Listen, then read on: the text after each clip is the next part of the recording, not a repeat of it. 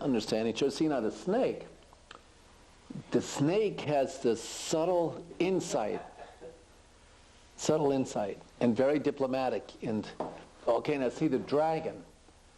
The dragon, they're usually very good natured, but the dragon just, you a dragon? Yes.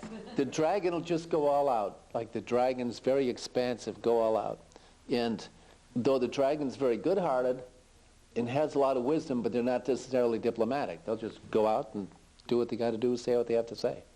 We suspected that already. But the snake will have the same thing, but know just when to deploy, when to not, and the snake's very subtle. See, the one thing is you can never ever fool a snake.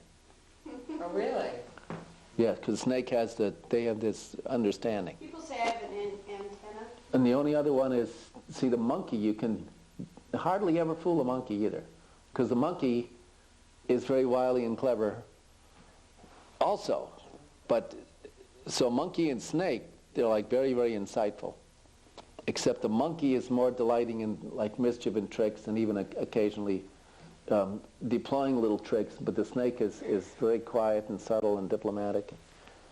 So, okay, what year are you now? When you take two snakes, Yes. together, you have a caduceus. I know you have a caduceus. Isn't that great? Which is the doctor's. Yes. So there you go. There you go. So There's your logo. cycles, because I think he's 12 years after you. David is. Yeah, they're 12-year. Yeah, Yeah. Jupiter cycles. No, I think we're not quite 12. So you're rooster. I'm a rooster. Rooster's 1 year after the monkey, so it's probably 11 years. So tell us about Monkey, rooster, dog, pig. Rooster, a little bit flamboyant. You're not flamboyant, are you? Yes, A little bit flamboyant. Rooster, well, rooster is kind of like, it's sort of like Leo in the Western astrology. It's correspondence of rooster and Leo. Quiet. So that's probably the best way to explain it. Are they related to the zodiac in any way or not? Well, apparently it's something like the Jupiter cycle, which is 11.86 years or something like that. So the 12 years. See, probably that might have come from a Jupiter cycle originally, the 12-year cycle. So now we just went into fire rat last Monday. Yeah. So, rat year. What are rats? What are rats? Little things you remember. No, I have a friend who's a rat, and I just wondered.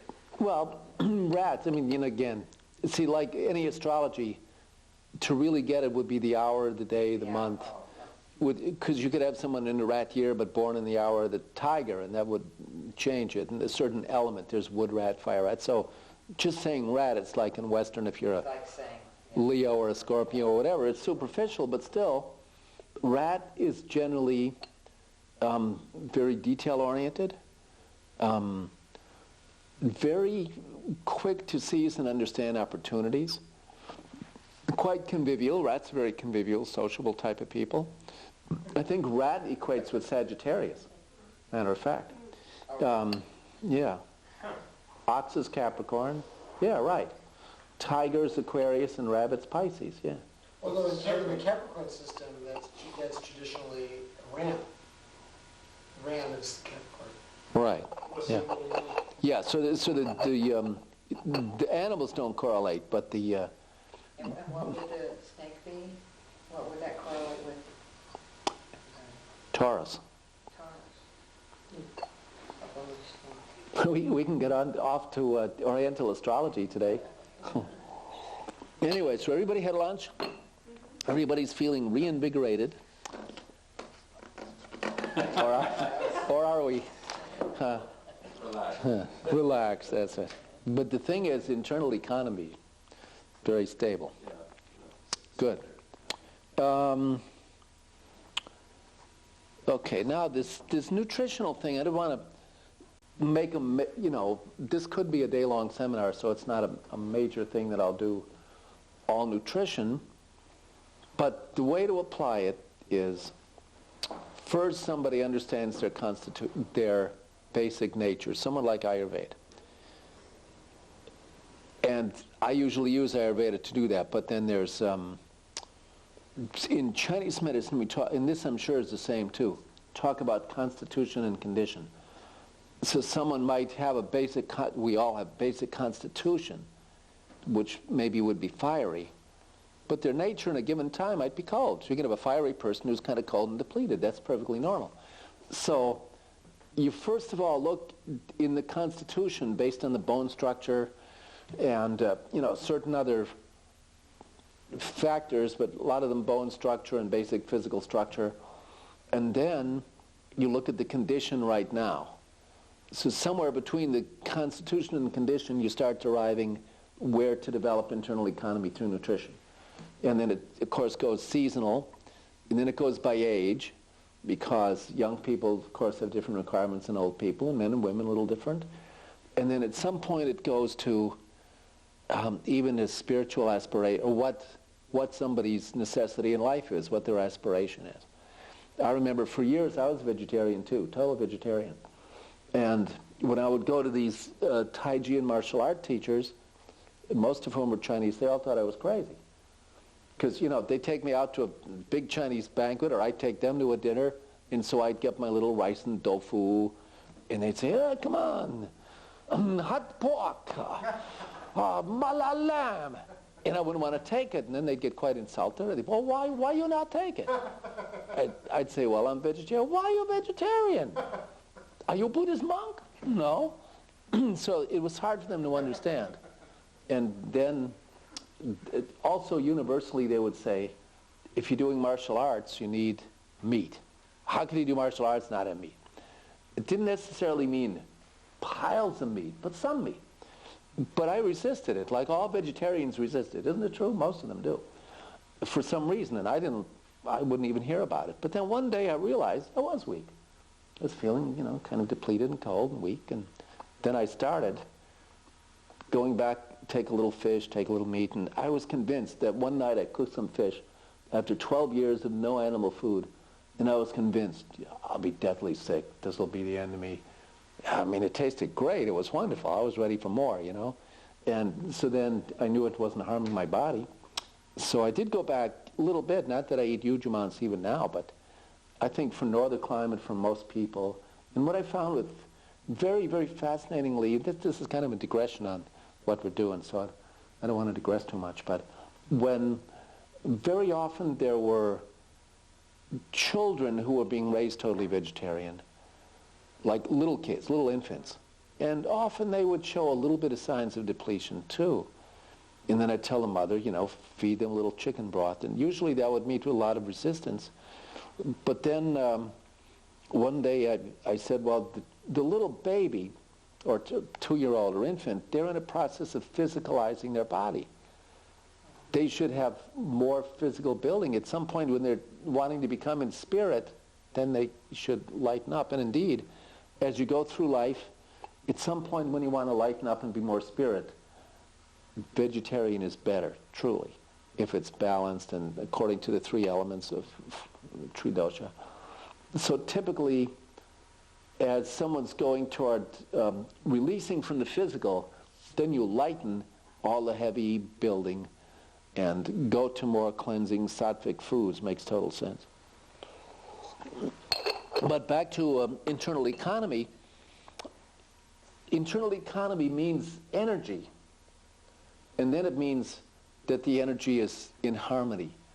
So if someone has no energy, they wouldn't have any internal economy because it's like no capital in the bank.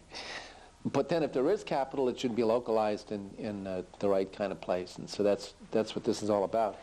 Something I found interestingly, if you ever, from the viewpoint of patients or people you work with, I found, well, this is a broader principle. I'll just digress for a minute. Going from yang to yin is much easier than from yin to yang.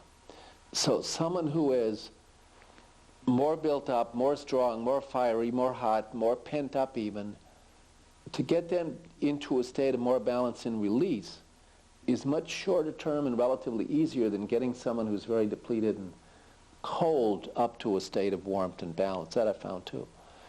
So many of the diets in the West, at least up till a while ago, are very much based on cleansing.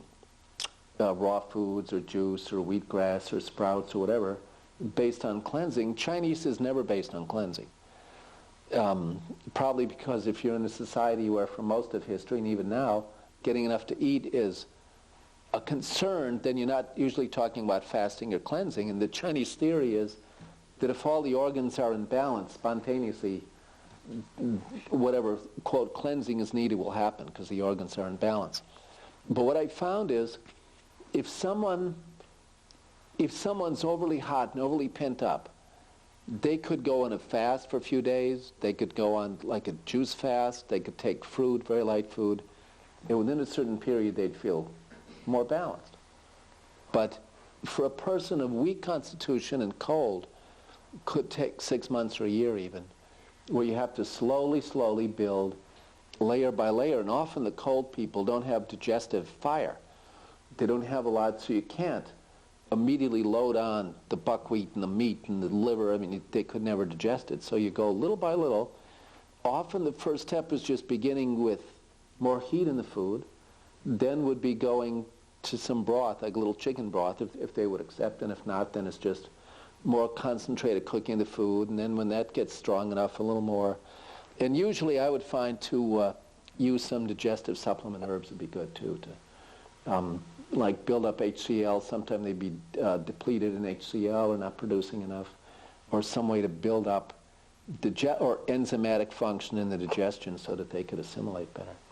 So that's a little bit of a digression on some of that, but I did find it fascinating to deal with that, because the other thing in nutritional work is you're asking people to make a change of lifestyle, and that's also a thing.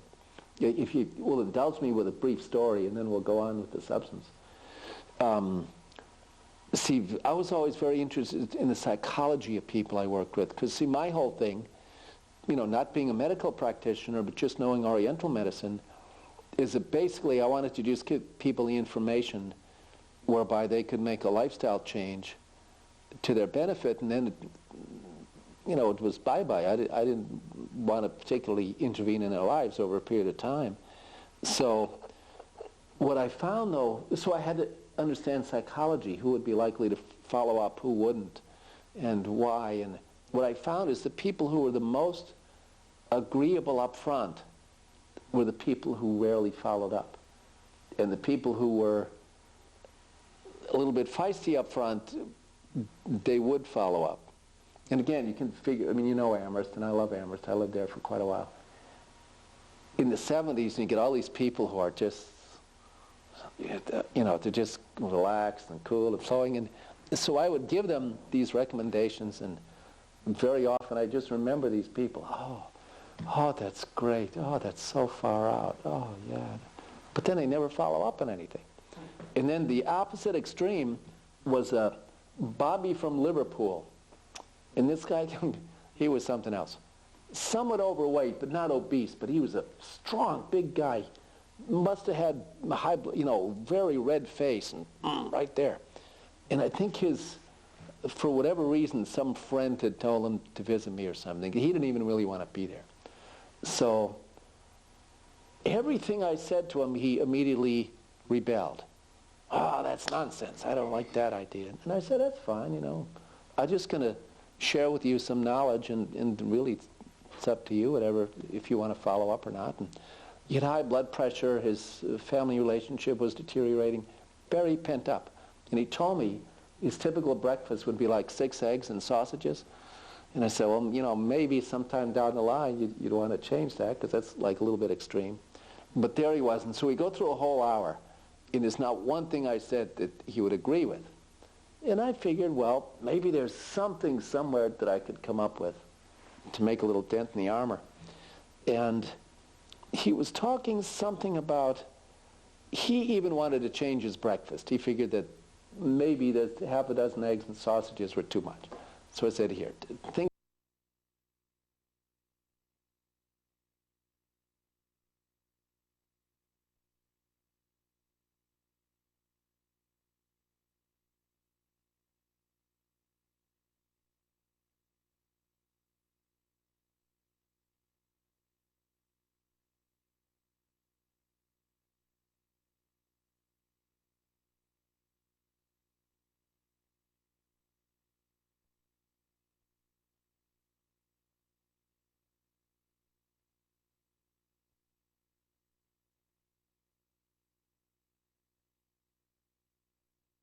say I like the kanji.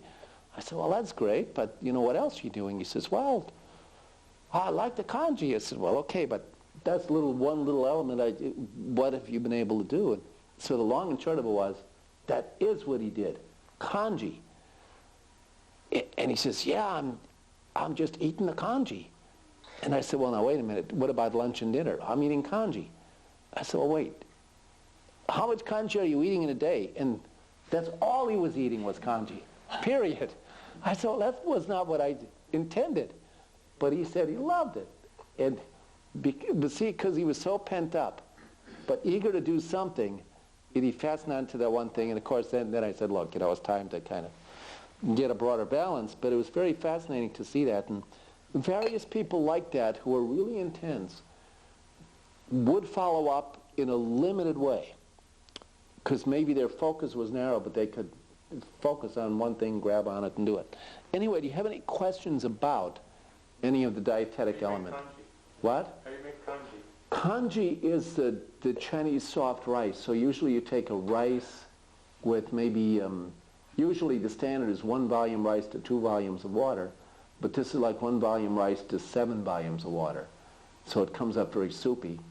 And then within that you can put strips of vegetable or little strips of chicken or whatever, and you cook it for a long time.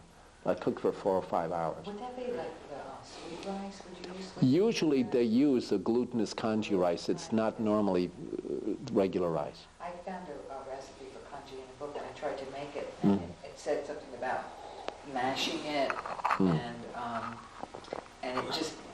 it didn't work. And then baking it, it would puff up. It didn't work. But then the other day I used some the sweet rice. It was very glutinous. Works better, It was yeah. wonderful. Yeah. Kanji is nice, and the nice thing about it is very assimilable. Like even little babies can often assimilate the kanji, especially if you, a way to do it for babies is when you do this glutinous rice, then you can squeeze, it comes up soupy, you can squeeze it through cheesecloth so that the fibrous husk is caught in the cheesecloth and just the soupy part stays. Like for real young infants, it's often good. But it's good because it's light, does not tax digestion, is quite nutritive.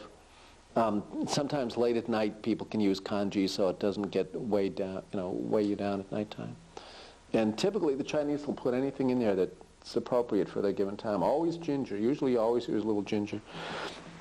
And then usually sometime little strips of chicken or fish, but I've often did vegetarian, and put in any of the various Chinese vegetables or lotus seeds or lily buds or whatever is seasonally appropriate. It's good. Should you have a little grasp of this nutritional element? I mean, It's important. it's enough to get an idea, and I think it's important. it's sort of a complement to Western nutrition, because there you've got the specific chemical elements and carbohydrate, protein, fats, and whatnot, and this is like a little different paradigm where you start seeing the hot and cold and the thermal properties and the building properties. But I found it's very effective. How do they deal with the issue of weight, Mm-hmm. overweightness and underweight? On the whole, the Eastern cultures, they tend to be slim. Yeah. Although a lot of them, it's partly, as you said, an issue of not enough food.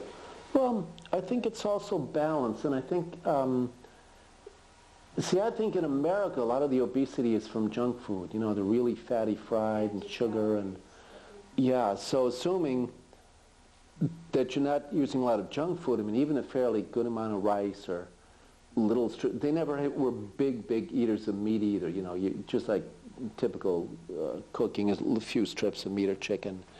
So largely rice and vegetable with a little bit of animal food. And then the other thing about most, again, this is changing now, but traditionally in Asia, people worked hard physically, most people. So I think that whole combination, and then maybe genetics, would lead to not a whole lot of obesity in those places. And yeah, there's virtually nothing in Chinese medical literature about weight loss. Really was not a big concern. And in the Buddhist temples where they're vegetarians, you'd only get a couple of bowls of rice per meal anyways. Anyway, let's move on. Well, the other element to this, and I'm just going to pass over it, not even dwell on it, is the tonic herbs. And usually with herbs, there's like, in the Chinese herbal manuals, there's like either 8 or 9, we'll see when I count them out, criteria per herb. So the general way that herbs are used in China is, number one is called the category. Well, that might seem obvious, but as soon as an herb's in a category, you have a certain idea what it is. So a certain herb would be a warming diaphoretic, like ginger. Stimulates and causes some sweat, causes some warmth in the stomach and lungs. So the primary function of ginger is heats the stomach and lungs. Second is moves sweat to the outside. So it's a warming diaphoretic mild stimulant. And there are a number of other herbs in that category. So as soon as you know the category of an herb, it narrows it from that scope down to that scope. Or blood tonic herb. There's qi tonics, blood tonics, yin tonics, and yang tonics. Yin and yang are deeper level than qi and blood. So a yang tonic typically, if someone's very old, very weak, or maybe convalescing or just very weak from a long-term illness, they might need a yang tonic. That's like quite a deep level tonic. Means they're quite severely depleted in their yang energy. You might need a yin tonic. Someone who's overly fiery and who's burned off their yin, so to speak, or burned up their kapha, might need a yin tonic. And then the next level would be qi and blood tonics. So someone who's a little tired and lacking qi could get a qi tonic. Woman typically would get a blood tonic, especially after childbirth, postpartum, you get blood tonics. And then there's all of the other categories. But anyway, you know what the category is, you know what that herb does in general. Then the next thing about an herb is called the qi, whether it's hot or cold. That's very critical. Then the next category about an herb is which element or which flavor. So that goes to the Chinese 5 elements. And where it enters. So does it enter the stomach, the spleen, the lungs? Where does that herb enter in the body? So those are the first 3, which now you know already a lot about it. And then the 4th layer is specific therapeutic effect. And then the 5th layer is dosage. The 6th layer is combinations, what that herb combines well with. And why? So then you get these families of herbs, like this herb works in good synergy with that, and so those go together, and this works in synergy. And so as you study the herbal repertoire, you get this idea of these little synergistic families out there of herbs that are going to work well together. And then the 7th layer, I think it's 7 or up to 7, is contraindications. And then the 8th level is something like, this is a new category, is Western research. So whatever scientific research has now come up relative to herbs will be included. So with that amount of knowledge about a given herb, then you can fairly effectively apply the herb based on the Chinese diagnostic criteria. But many people in the West use the tonic herbs. And see, in the Chinese way of thinking, is this of interest to you, tonic herbs at all? See, again, this relates to our level of internal economy. The Chinese basic thinking on tonic herbs is if you're normally healthy and you're not old, meaning over 60, and the Chinese if you're over 60 year old.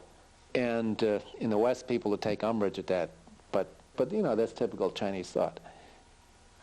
If you're not severely depleted, then you don't need tonic herbs. So you need tonic herbs when you're like really old and feeble. But a lot of Western people, young people, still take tonic herbs. And I don't think there's anything wrong with that. I think it's fine. In fact, years ago, I took a lot of tonic herbs. Now I don't take too many. I took a fair amount of ginseng and astragalus and dangshan and those herbs. It's always interesting going into Chinatown.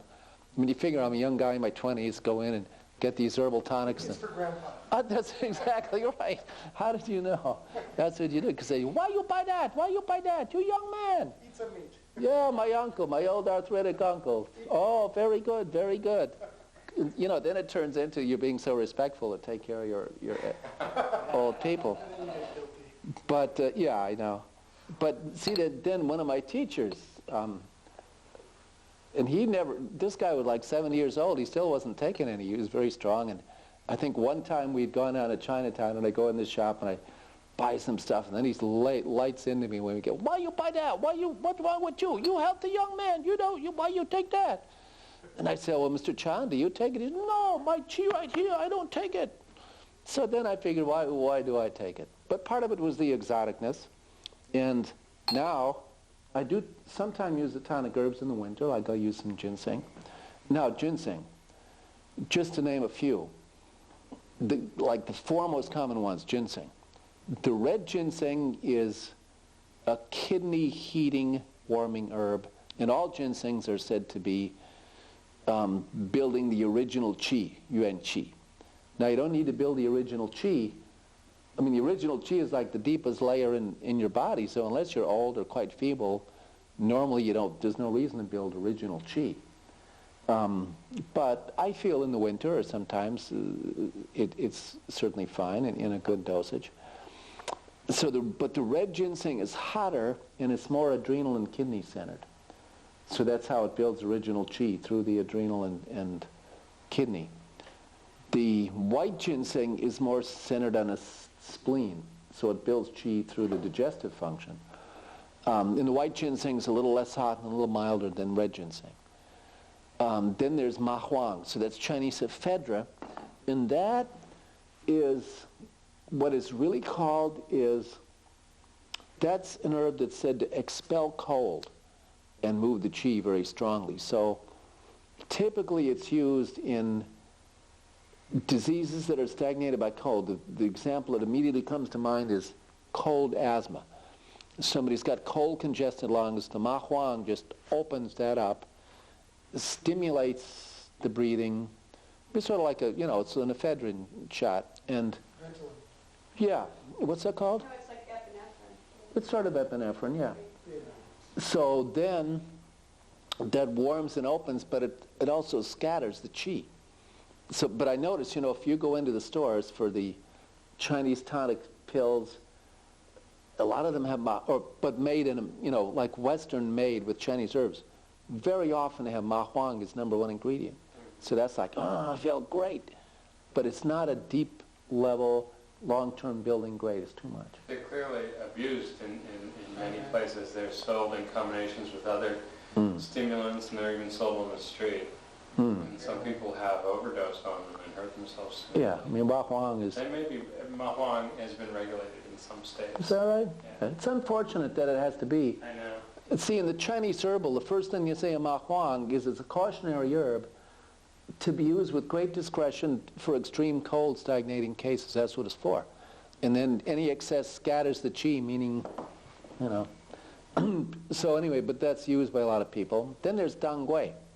Now, dang gui it's two function primarily, a blood builder and a blood mover. And then it's got a few others. So blood mover, in the case of stuck menses, it's a very warming aromatic herb. So like the number one profile for dang gui is a woman with cold, and the menses are stagnated because of too much cold in the body. So the dang gui warms the blood, moves the blood, makes that more comfortable. And then even the parts of the root, like you've all seen the dang gui nodes, like little thumbs, or those are more for building. And the tails, which are the thin, if you go straight through, what's that, a sagittal cut? I don't know what they call it in anatomy, but cut down the root. And so it's long and thin, that's more of a mover. So if someone is more stagnated, you get that to move it, or someone needs blood building, you get the little nodes to build.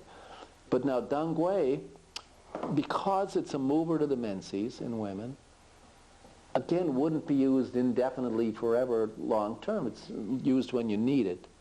And it can also be used by men as a blood builder, but it's a little more shaded toward women. What else is there?